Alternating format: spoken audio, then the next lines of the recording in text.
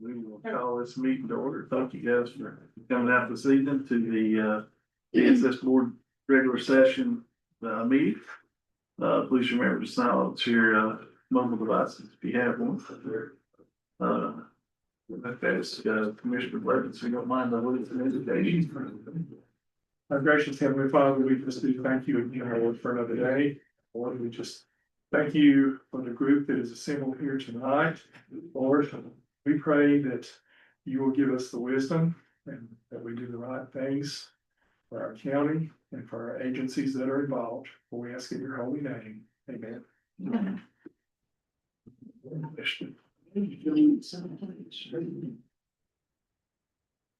Attention, salute, pledge. I pledge allegiance to the flag of the United States of America and to the republic for which it stands, one nation, under God, indivisible, with liberty and justice for all.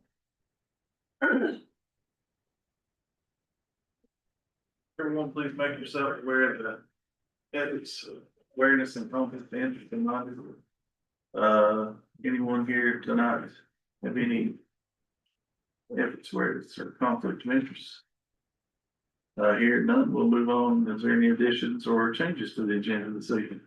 There's one addition I'd like to add, Mr. Chairman. It's, I'd like to add it to 9A. It will be a closed session under the statute of 143, 318, 11A3 to consult with attorney-client privileges, and also A6 personnel.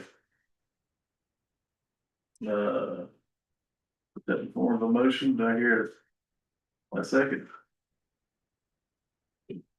Second. All in favor, what the usual sign?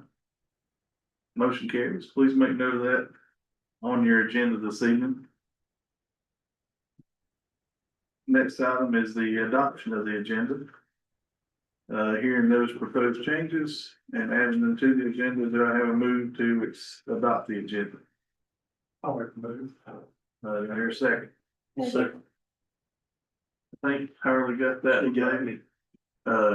All in favor, the usual sign. Motion carries. Adopt, agenda adopted. Next item on the list this evening is the approval of the July 7th regular session minutes. Hopefully you've had a chance to look through those. If so, do I hear a motion to approve? Sorry. Do you have a second? Second. All in favor, vote the usual sign. Motion carries. That leads us down to number 9, the director's update. You said, Good evening. Once again, we want to share the upcoming meetings and the happenings at DSS. We do have our MDC meeting on the 12th of August at 11 o'clock for those that would like to join. We have our next law enforcement meeting on the 14th of August at 3 o'clock. And also, just for your awareness, we are going to be involved in the annual training for law enforcement. This is something that when I first started, I was a part of, and last couple of years, we've just not been a part of it. Either they forgot to invite us, or I'm not really sure, but yeah, that has to be a part of that once again. And that will be held on the 11th of August and the 13th. So we will go down and kind of share, like when you would make a report to DSS, the screening and that sort of thing, so we can all hopefully be more on the same page. So that will be, like I said, the 11th and the 13th, 2 different days. You want to post that, but yeah, Um, don't know, you guys are the sheriff's office. the sheriff's department, it's their annual training that they have for all their officers, and I asked for a time to come down, and so we will be doing that. So it's their training. Okay, We're just a guest. what time is it? Both of them are at 11. Okay. Both of those days. that's good. That's Mm-hmm. That's something we always get questions around. I'm sure they got some new deputies and other things too. Be good to get that in front of them. We also have CCPT and our child fatality team coming up in September. So that's September the 9th, 3:30. For those members that are part of that team. Also wanted to let you know that I did attend the annual training for disaster planning and emergency shelters that DSS, they have it every year, DHHS puts that on. And we did attend that, all of my supervisors did. And I also asked John Masters and Andrew also to be a part of that, just so they could be listening in, and I think that they listened in, just so they would know what we're actually being told as a DSS for this preparedness, because when it comes to actually knowing exactly what we're supposed to be doing, it was very minimal, of course, what they shared. So I just thought it would be great for them to hear what we're told, so we can all kind of be on the same page and go from there to make it what it needs to be for Mitchell County. So they did do that. Also around the disaster planning, I have been asked to join 2 other directors at the Social Services Institute. So this is the Social Services Association is the ones that I did the Directors Academy through, and it's like a group of all the directors, and they support other directors, and so they're having their annual conference this week, and I've been asked to present along with another director. So I will be there presenting to this group about disaster preparedness and what not to do, what challenges we faced, and kind of things going forward to prepare for the next one. So looking forward to that my presentation's on Thursday. Can I ask a question, just completely not, I mean, kind of related to that? When you guys were setting up the shelter and stuff, did you have mainly just locals, or did you have any tourists that were not from here necessarily, and they were just like?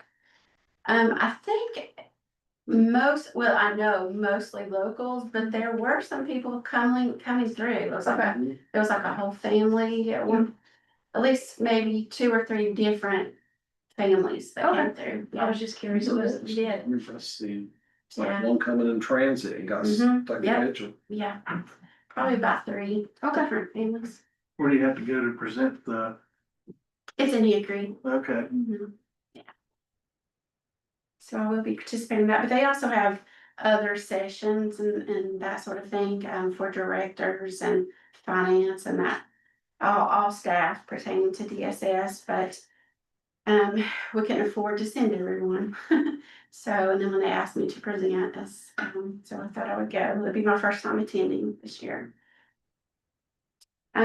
Also still really dealing with the challenges and the unknown of what is going to be facing our Medicaid program and our FNS program. Still many calls with DHHS, still many what ifs, possibilities, that kind of thing, but there is nothing still final for us.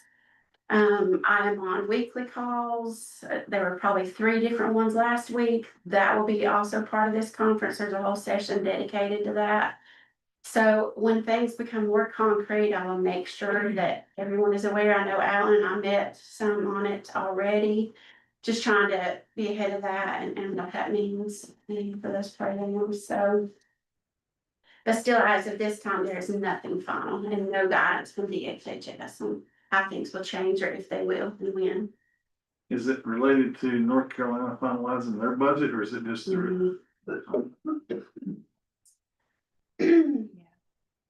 Just if North Carolina is gonna continue to fund, and if not, and what does that mean for a county, if not, and that kind of thing. So it's really up in the air and many possibilities, but no clear decisions have been made.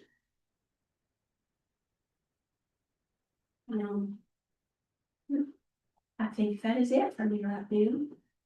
And I did want to introduce, I think some of you have met Miss Elizabeth Custody before, presenting numbers, and Candace McMahon, Franklin. Change that real quick. They're gonna be showing some of the numbers for us, and I just thought it would be nice to see them again, and since Sean is no longer with us, and These are their numbers, they're gonna be presenting the numbers that they supervise over. So I thought that would be nice to have them today. Do you have any questions for me right now? No, thank you.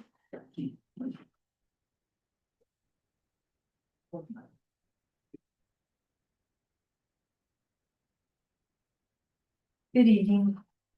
Last time you was here, you was getting an award, right? I believe, right? Yeah, no work for me today, but I It's all right. Well, they didn't tell me there was gonna be an award. You never know, right? You got some nice little candy up here. If I can punish you by having to speak to the commission. Thanks for coming. Thank you. I'm gonna call out the foster care numbers and, the in-home numbers as well. Those are the ones that I supervise. The total children in foster care is 20. New foster care in this report month was 0. I'm just gonna call out the numbers that we actually have a number for, if that's okay with you guys. Total cleared for adoption is 5. The number of foster kids placed in basic care, we have 9. Number of foster care placed in level 2 for therapeutic foster care is 3. Number of children placed in level 3 group home is 3. Number of foster children placed in a crisis center, psychiatric hospital, or PRTF, 1. Number of VPA, which is volunteer placement agreement, care, ages 18 to 21, that is 3. Number of children categorized as runaway, detention center, or other is 1. Number of foster children placed in out-of-county homes, 15. Number of foster children placed in county, 5. Number of children placed in foster homes licensed by Mitchell County DSS, 5. How many do we have total right now? 5. How many homes do we have licensed, foster homes? Like, I guess, so 11. I was gonna take a guess, but if I read further down, I would have been able to give you a correct answer. I'm sorry, I got ahead of you, I apologize. It's okay. Number of children placed in kinship that are receiving payments, 2. You'll turn over to the second page. We have in-home and case management. Number of new home cases opened, 2. Number of in-home cases closed, 1. Number of in-home cases open at the end of this month, 6. That's my part. Anybody have any questions? What do you need? What do we need? Yeah, what do you need? What'll make your life better? What can we do to help you? My hope and my dream is that we can have more children living in the county that they're used to, that they're familiar with. When our children are placed out of county, they lose their friends, they lose their school, they lose their churches, and their family members too. So my dream and my hope is that we could get more homes here. And the way to do that is just through recruitment and getting the word out. I know Getting the word out, recruitment, all of that. And We the had- education, the therapeutic. Yes, So that's your issue or problem, but is you don't have enough, in county folks Correct. to take care of our kids in the county, right? Correct. Okay, yeah. So they have to go to another county, yes, sir. another school, a whole new environment, which it is, I'm sure that's. And it can be traumatic too, because I mean, we're in a small county and if we have to send kids out to Charlotte, this is a total, it's a traumatic experience. Yes, I'm sure. we had a girl a few years ago that came from McDowell County. And she ran the foster program down there and they had some phenomenal numbers around. You remember this, how many people they had signed up and how many, and she had some really different ways of getting that recruitment and doing, I would encourage you to reach out, maybe to her, Without interrupting you, I Have you? I was gonna say, no, sir, I have not talked to her, but before you were, as you were talking, I was gonna say, I'd like to talk to that lady. Yeah, she had some really good stuff, golly, I believe Katie it. knows that. Jenny Millsaps, yes, Jenny, I'm just remembering. yes, that's awesome, but you. I have heard of her name. But their numbers were like, if you looked at all the different numbers around, they were like, head and shoulders above all the other counties and. I'm gonna research that. Yeah, reach out to her. She's a really nice lady, and I'm sure she would be glad to share some of the stuff that they were doing. And, I think it'd be great if we could do some of that stuff here in the county, just to your point. I mean, it's, Yes, everyone we could keep here is one we don't, that we're not screwing their life, disrupting their lives. yes, Thank thank you. Any more questions? Well, I just followed up on that, looking,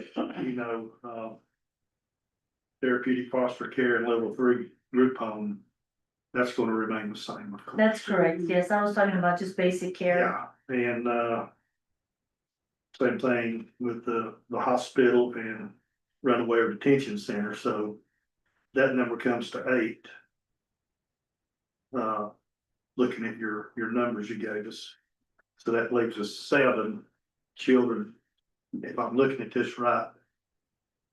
That out of the 15 that are placed, out of county, those 7 could possibly be placed in county, is that correct? That's correct. Okay.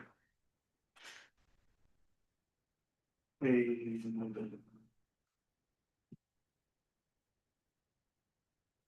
I'm looking down here, we've got,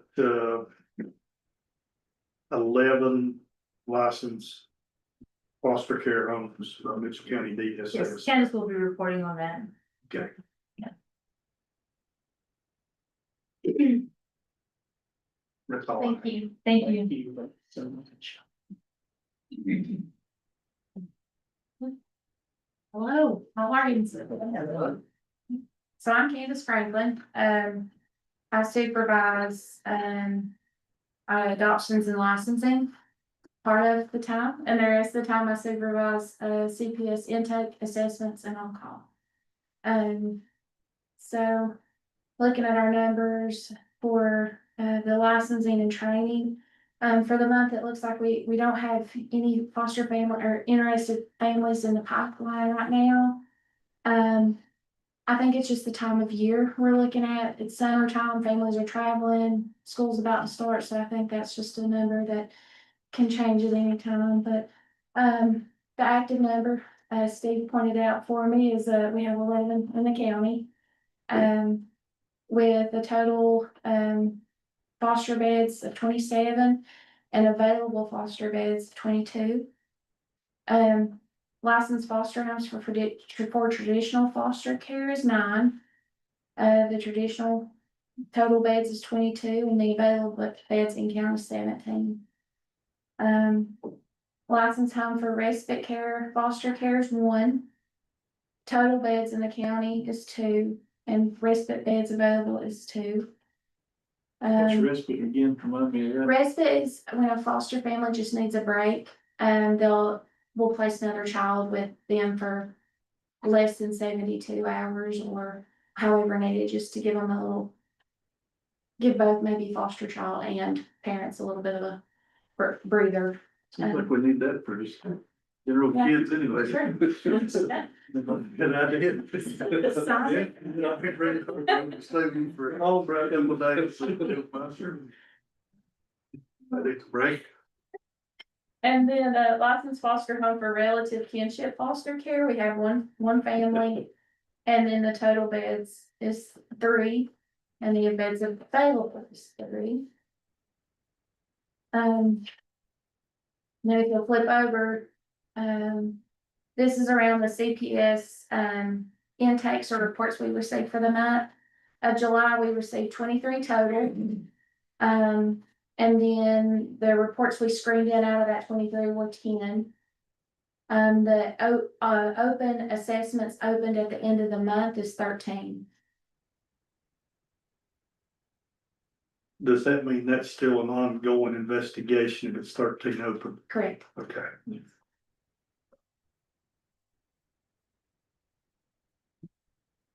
Do you have any questions or anything? Okay, thank you. Then I'll wrap up the APS. And also when we speak to what we were talking about as far as the foster care. I think a lot of it too has to do with the training, the therapeutic level and what we need that we just don't have here in the county, be it that. I think that there's probably volunteers out there that would be interested if we had some way of doing that, and then just the higher needs of some of these kiddos that are like level 3 in the PRTs. So I think that has so much to do with it, but I love the idea of having the kids here. If we could do that, I would love that for sure. As far as our APS numbers, as you can see, we're still increasing our reports that we're receiving for APS. So out of those 10, 7 were screened in. And like the service intakes, that's just kind of, if we can't make it an actual intake or report, we can do a service intake where we could help them in some way, some capacity. We try to do what we can for them. And as far as our, I kind of hopped down there to our wards and our guardianship. We are at 16. We did have one of those. The guardianship was awarded to a family member, so that's why that number has dropped. And our payees, we still at 15 there. So APS is definitely hopping. They're doing almost the same amount of work as CPS in some ways with fewer staff, so they're very busy. As you can see, we have 20 kids in custody, and 16 wards. So yeah, there's a lot going on there for sure. And then as far as our subsidy, we've still got that contracted. But we're serving 83 children with subsidy in the county. Any more questions on numbers? I've got a question concerning the Mitchell House and the Greens. And when y'all get a complaint, or if, let's say you don't get a complaint, is it regular that you go out 4 times a year regardless of you complain or not? That's a question for Shannon, so I don't have, Sean could maybe answer that one, but I don't know that one. So I'll have to get back to you, Jeff, on that, Okay. because I don't want him to speak for her. Okay, and then this is a follow-up on that would go, and you may have to follow back up in this meeting, that's fine. When you do get a complaint from an individual, how is that complaint processed? What is the work related into a complaint of abuse or neglect of a patient? And then do you handle that in-house, or do you send that on to a higher, let's say, Raleigh? There are some that are, if there's any type of conflict, right, that's gonna be conflicted out to another county or the state would do that. But for the majority of them, they are handled in-house. And my supervisor, and we're also getting our new person that we were able to hire, he's doing that training as well. So, yeah, we assess that we handle it in-house, which is a lot of work. I'm sure it is, and if a citizen or an individual makes a complaint in one of these facilities, how long does it take for your agency to report back to the person that made the complaint about the findings? And that here again, that's a Shannon thing, but I can ask her to come to our next meeting. How about Okay. that? And she can report her numbers and talk a little bit about that too, unless you want it sooner. If you want it sooner, That's I can fine, get something that's fine, to it's just you. But general yeah, information. her timeframes and all of that, she can definitely speak to that, because I sure don't want to say anything wrong. I mean, in the past, is there not a complaint process that goes to the ombudsman? individual. Part of it, yes, that's So part of it, then- yes, but I don't know which ones do. I didn't know which if that, ones if don't. they then report to you guys, or do they report directly to the state? You can just ask her that as well. Okay. Sure. I'll have her to come to the next meeting and do like a little presentation or something if you'd like that. Happy to. So I don't wanna misspeak for sure. Sorry about that, but I don't know the answer. You're fine.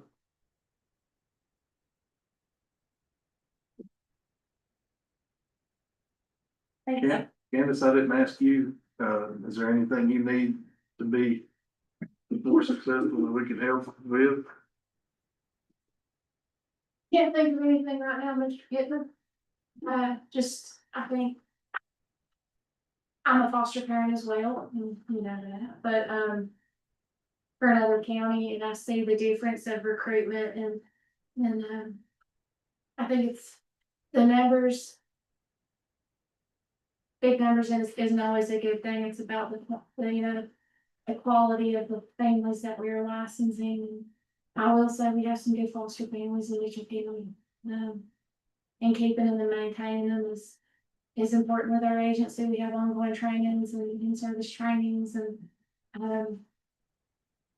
I would love to see, like Elizabeth said, to see our kids back in their area, in their home, where their roots are, and, sometimes we can't make that happen, but we try our hardest.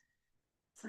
That's a good point. I mean, quality in that situation is much more important than quantity. And I mean, I forget that sometimes, so that's a good point.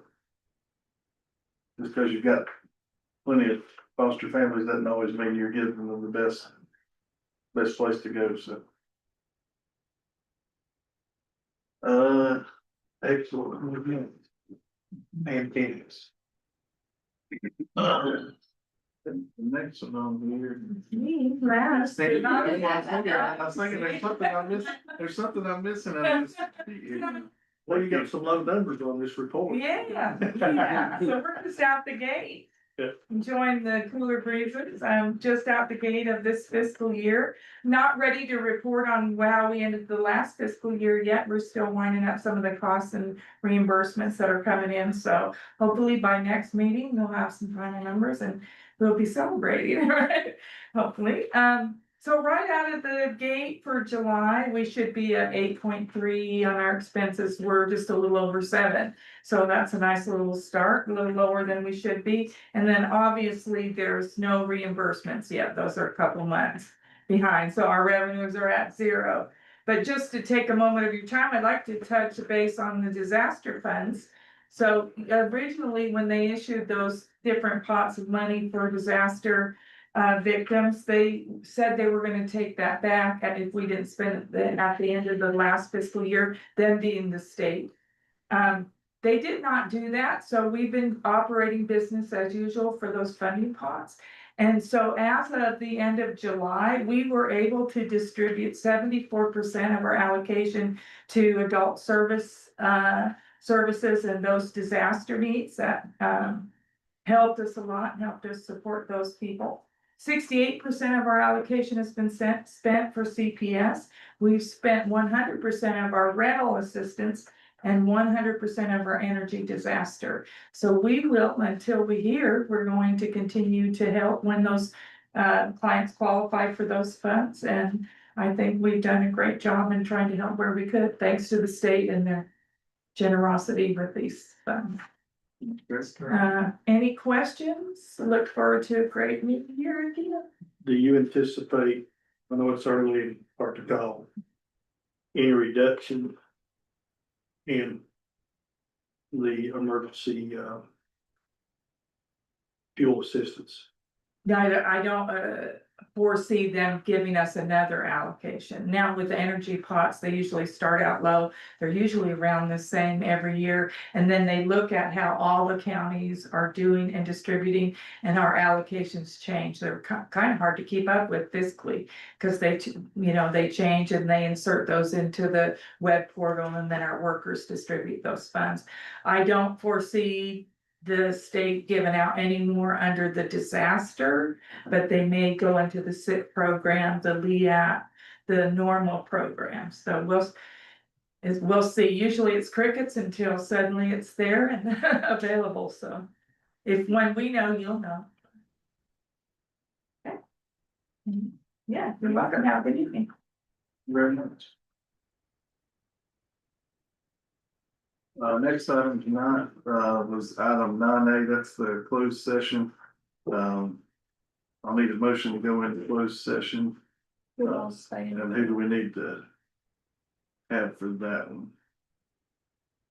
Director, attorney, board, clerk, Rachel, and manager. Sorry, I was around. I always leave somebody in. There's always somebody. Can I get a motion to go into closed session? I'll make that motion. Second, Second. all vote. Motion carries.